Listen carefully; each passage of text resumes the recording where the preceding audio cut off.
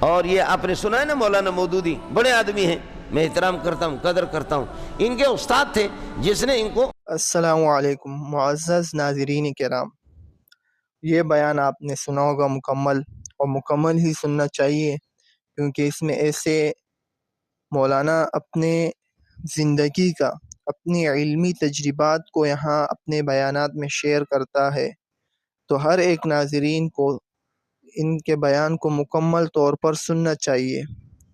اور ساتھ میں یہ کہہ دوں کہ اس بیان میں ہمیں کیا نصیحت، کیا سبق ملتا ہے، اور ہمیں کیا علمی فائدہ ہوا اس بیان سے۔ تو پہلی بات یہ کہ اس میں ہمیں مولانا مودودی کے بارے میں علم ہوا، اور ساتھ میں مولانا نے ان کی تعریف بھی کی کہ میں ان کا احترام قدر کرتا ہوں، لیکن حقیقت کی وضاحت اور حقیقت کو بیان کرنا یہ لازمی ہے، خاص طور پر ایسے شخصیات، ایسے علماء کو جن کو ہزاروں لوگ، لاکھوں لوگ فالو کرتے ہیں، تاکہ کوئی کسی غلط نظریات کو اختیار نہ کرے۔ اس لیے علماء حق کی وضاحت کرتے ہیں، چاہے وہ کسی شخصیات کی غیبت، برائی بیان کرنا کیوں نہ ہو، تاکہ لوگوں کو فائدہ پہنچے۔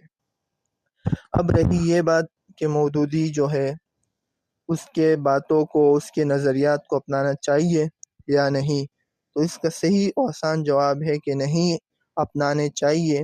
اس کے بعض نظریات گمراہ کن ہیں، اور اس پر علماء دیوبند اور دیگر مکتب فکر کا بھی گمراہ ہونے کا فتویٰ ہے۔ وجہ اس کی یہ ہے کہ اس نے صحابہ کرام، اسی طرح انبیاء کرام کی عصمت کے خلاف اپنی تفسیر میں باتیں لکھی ہے، جو ایک دو نہیں، جو عالم بتائے، بلکہ ہزاروں اس کے خیالات، نظریات اس کی تفسیر میں جو ہے۔ لیکن گڑ کی بات یہ بتاؤں کہ اس کی جو پرانی اصل تفسیر تھی، اس کی اپنی لکھی ہوئی، اس میں غلط باتیں، غلط نظریات تھی۔ اب نئے شائع ہونے والی وہ جو غلطیاں، وہ جو اس پر کفر کو گمراہ ہونے کے فتوے لگ رہے تھے، جس کی وجہ سے انہوں نے اپنے نئے ایڈیشن میں اس کو ہٹا دیے، جماعت اسلامی مودودیت والوں نے۔ تو ہم اب یہ تو نہیں سمجھ سکتے، کتاب تو صاف ہوا، لیکن اس کے جو اپنے نظریات تھے تو یہ وہی نظریات تھے جو پہلے بیان ہو چکے ہیں۔ اللہ رب العزت ہمیں ان جیسے، اور ان جیسے آج جو لوگ ہیں بہت زیادہ، غامدی، علی مرزا انجینئر، یہ جتنے بھی ہیں یہ سارے اس کے قبیل میں سے آتے ہیں۔ اللہ رب العزت ہمیں مودودیت اور انجینئر اور اسی طرح غامدیت سے بچائے، محفوظ رکھے۔ کہ فیضی مرتد ہو کر کے اس دنیا سے چلا گیا۔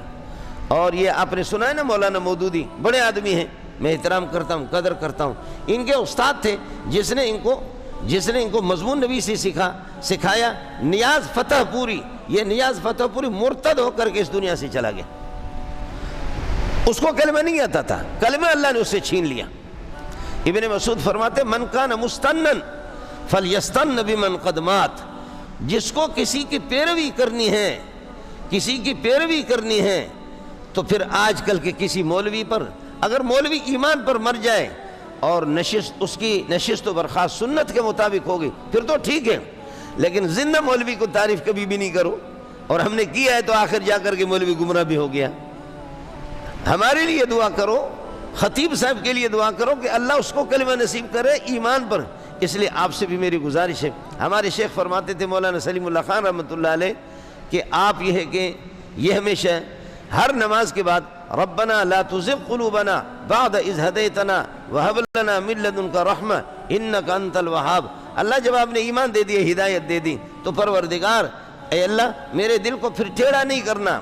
اللہ جب آپ نے ہدایت دے دی، جب کلمے کی توفیق نصیب فرمائی، میرے دل کو ٹیڑھا نہ کرنا۔ ربنا لا تزغ قلوبنا، ہمارے دلوں کو ٹیڑھا نہیں کرنا، ان میں کجروی پیدا نہیں کرنا۔ بعد اذ ہدیتنا، جب کہ آپ نے ہمیں ایمان دیا، انک انت الوہاب، سب کچھ عطا کرنے والے تیری ذات ہے۔ اللہ ایمان آپ نے دیا۔ ربنا انک جامع الناس لیوم لا ریب فیہ ان اللہ لا یخلف المیعاد۔ یہ دو آیتیں فرمایا ہر فرض کے بعد آدمی پڑھ لے۔ اور اگر اللہ آپ کو آب زمزم دے دے، زمزم پر فاتحہ پڑھ کر کے، سورہ اخلاص پڑھ کر کے، اور یہ نیت کرو کہ اللہ زمزم پی رہا ہوں، اتنی مہربانی کر لینا مرتے وقت میری زبان پر کلمہ کو جاری کر لینا۔